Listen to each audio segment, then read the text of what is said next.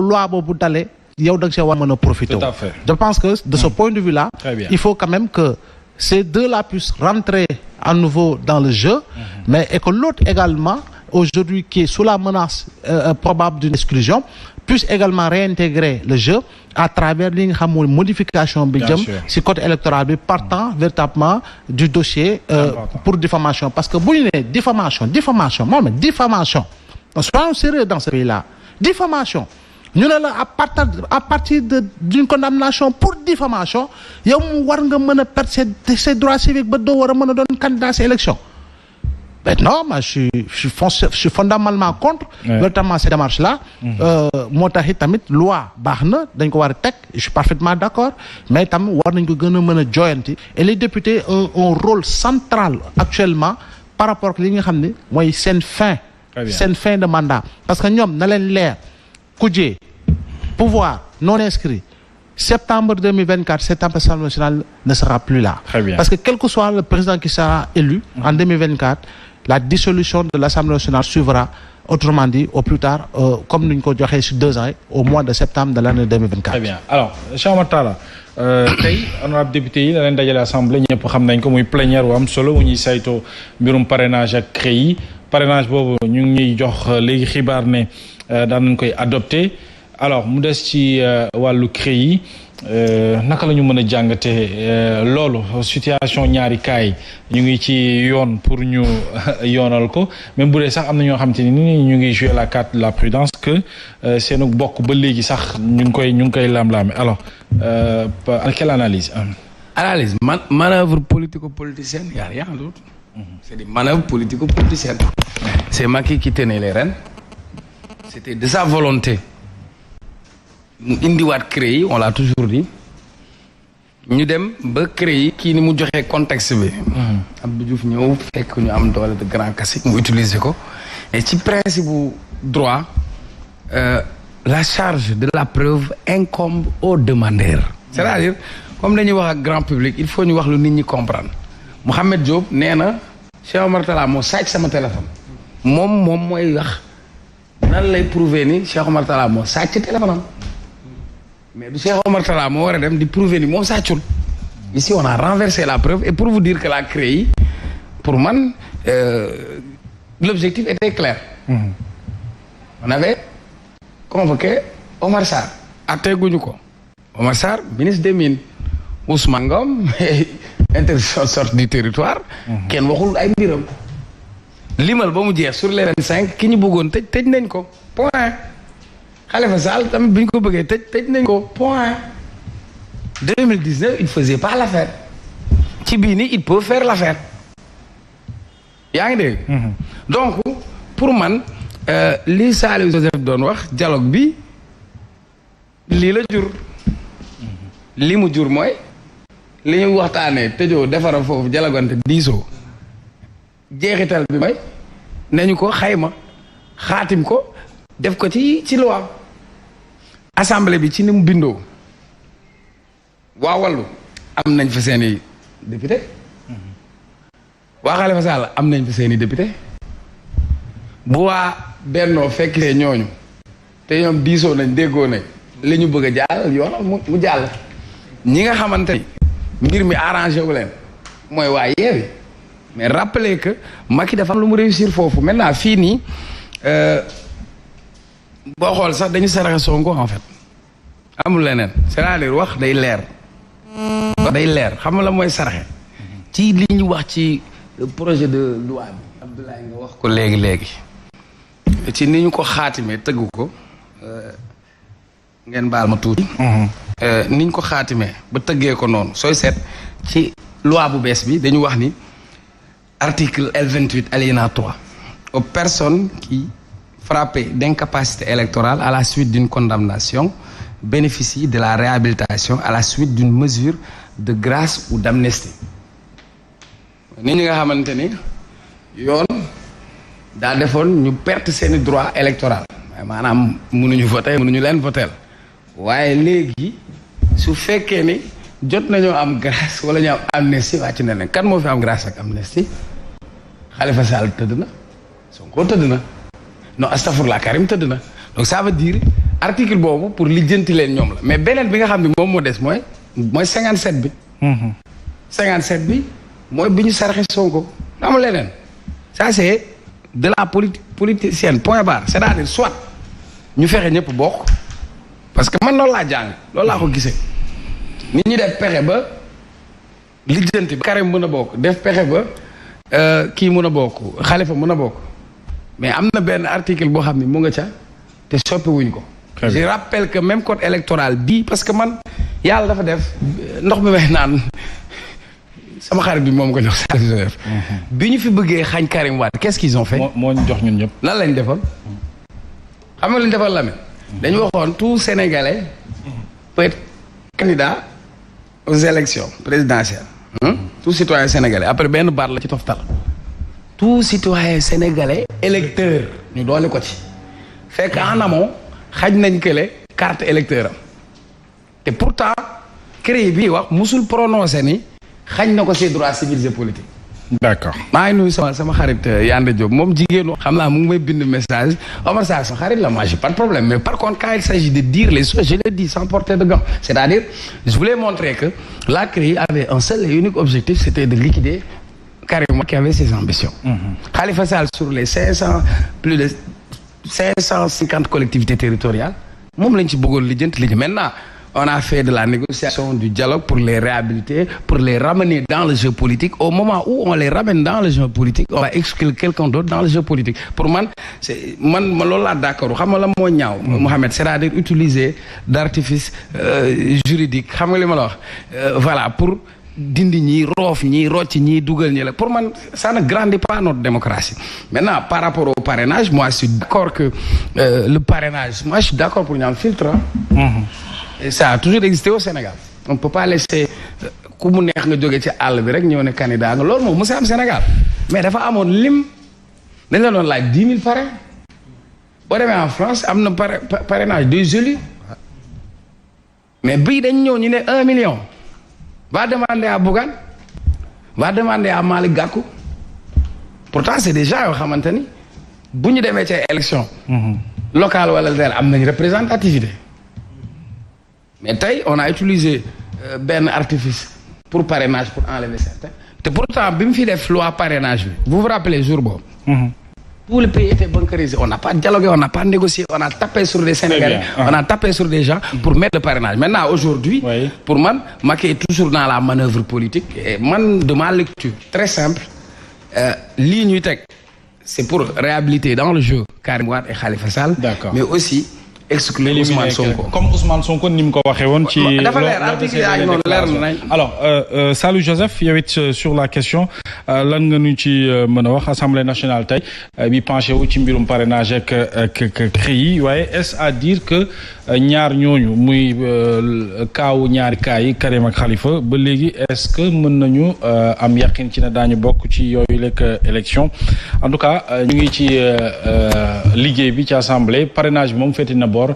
ci wàllu CREI la ñuy tàbbi après quelle analyse. Je pense que Karim ak Khalifa Sall dinañ bokk ci élection yi. incha allahu rabbi. loolu moom lu ma jàpp la. Le cas concernant le parrainage loolu c'est déjà acté c'est déjà acquis. li nga xamante ni moo concerné aussi li nga xam ni ci la ñu jëm muy CREI au passage sax may jaalewaale njabootu le juge Henri Grégoire Diop. mi nga xamante ni ñàkk dafa wàcc liggéey bu yàggul dara. man di ñaan sama borom xaare ko àjjana te jéggal ko. dolli ko yërmande te taxaw dolli kartan njabootam. ngir ñu gën a attan tiis wi. Sali dooguma la. Henri Grégoire famille am ñu ngi dëkk Pikine. voilà yow laay war nga leen xam. mooy ñoom Émilie bi nekkoon Zeng. Émilie rakku Henri Grégoire la. ah bon moo Élie Golovar Diop. donc ma leen di sa aussi. ça je savais pas. di leen jaale. très bien. kon njaal mi teg naa ko ci sa loxo. léegi nag loolu dafa am lenn lu muy wundu d'ailleurs da ngay gis le jour où on a amené le projet à l'Assemblée pour examiner ko c'est ce même lundi que Henri Grégoire qui a jugé Karim Wade ci CREI a rendu l'âme donc ñu koy massawu njabootam bu baax a baax di ko jaale tey ñaan sans borom xaare ko àjjana li nga xam ne rek mooy li am mooy li nga lépp loo xam ni ca dialogue ba la woon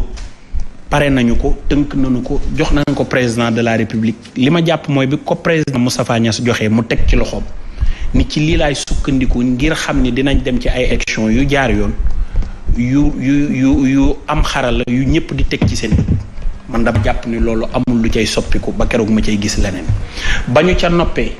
mooy le président Idrissa Seck waxoon daal ni am na loo xam ni homme politique yi ñooy tase waxtaanee ko yóbbu ko ci assemblée nationale bi yoonal ko ngir ñi nga xamante ni si ñoom jàppoon nañ ne am na lu leen kii daal di soppiku loolu mooy li nga xam ne moo nekk di jël ruutam fi mu toll nii. dem nañu dialogue waxtaanee nañu li bëgg ci ëllëgu réew mi ci dialogue ba te les forces vives de la nation ñoom ñoo fa tase woon ba keroog leneen di xew parce que ki mujj ci ginnaaw président Macky Sall élection présidentielle ma nga fa woon muy président Idrissa Seck boo demee ci wàllu opposition bi ci parlementaire yaa ngi dégg Nafi honorable député Nafi Diallo mu ngi koy wax naan la deuxième puissance parlementaire à l'Assemblée nationale mooy le PDS ña nga fa toog ay parti politique ña nga fa toog membre société civile ña nga fa toog chef coutumier yi ña nga fa toog sama ñoom nijaay Abdoulaye Makhtar ma leen di nuyu les foyers religieux seen représentants yi ña nga fa toog ñu tëral ay commission les acteurs ña nga ca toog bi ñu waxtaanee ba pare la ñu génne tënk ko jébal ko président mu yóbbu ko à l'Assemblée nationale. loolu jàpp naa ni lépp dana jàll ndax ña ko doon waxtaanee ña ca ëpp ñoo ko wote parce que boo jëlee les 82 députés de la mouvance présidentielle. jël les députés de la coalition Wallu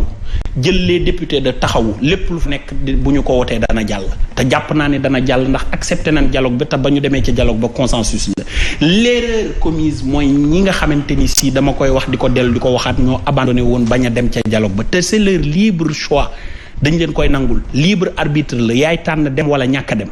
li nga xam ne nag moom la ñuy waxtaanee fa ñu woote ngir waxtaanee ko fa boo demewul foofu plaider woo fa sa ay problème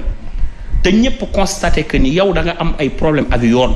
ak nu nu ko mënti tuddee am nga problème ak benn jigéen bu loolu tuumaal yóbbu la ci kanamu yoon daal di atte teg la ay daan am na koo xam ne nee na da nga koo waxal loo xam ne dafa yàq deram mu yóbbu la ci kanamu yoon atte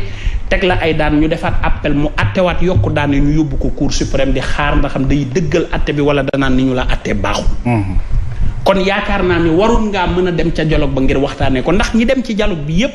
la ca ëpp la ñu dem di ko waxtaanee ñii dañu jël motif pour renforcer la démocratie Khalifa Sall a été clair explicite et très loyal nee na lu mënti xew moom na bokk. parce que bi muy créer taxawu Sénégal di affronter le tout puissant Tanor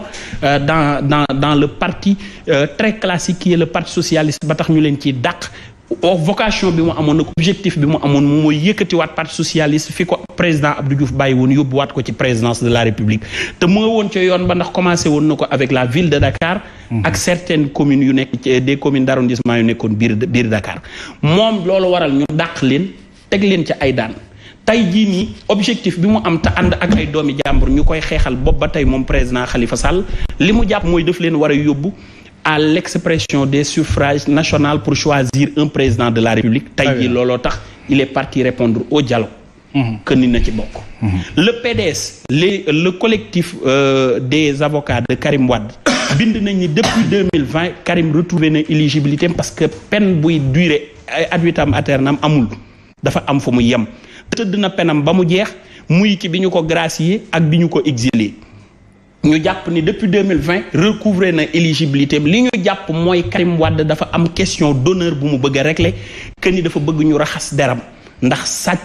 sàcculuwul détourné wul xaalis danu ko yóbbu ci ëttu attekaay boo xam ne danu naan la kaay wone li nga am naka nga ko amee yëkkati ay daan teg ko ca ni ko dañ nguuru Sénégal nee na nga daal di fay ndàmpaayu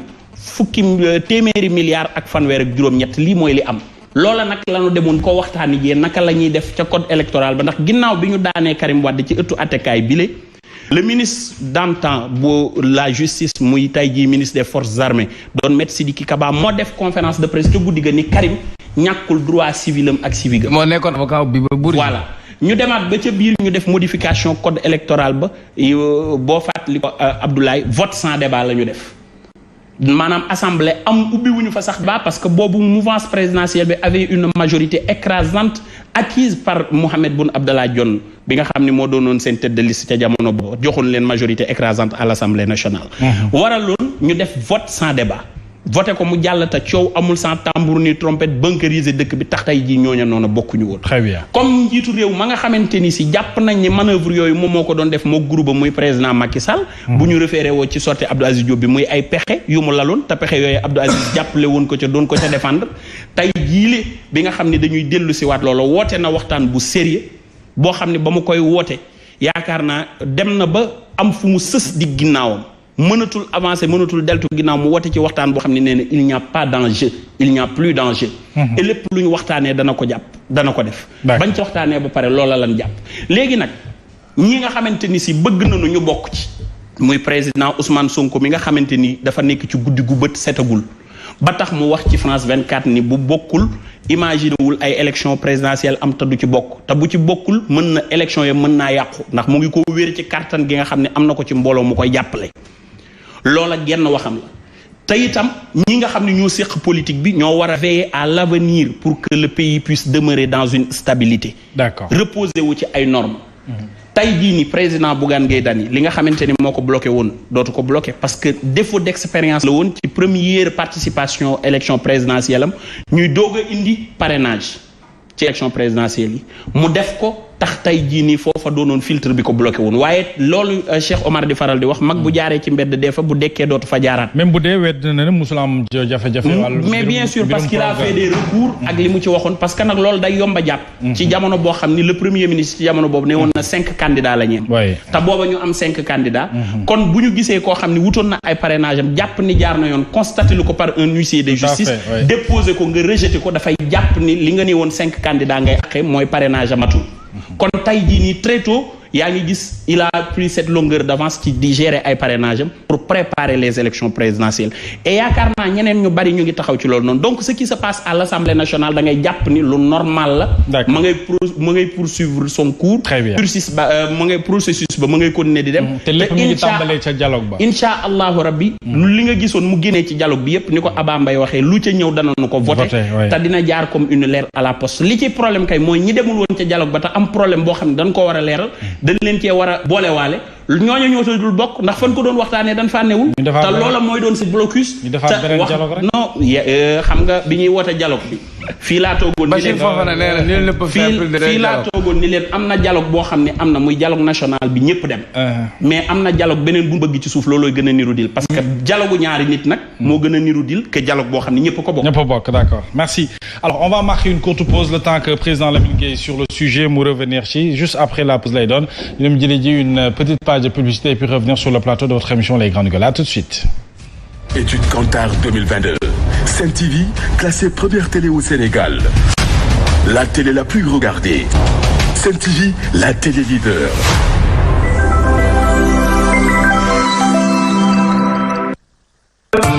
Mes journées sont très mouvementées.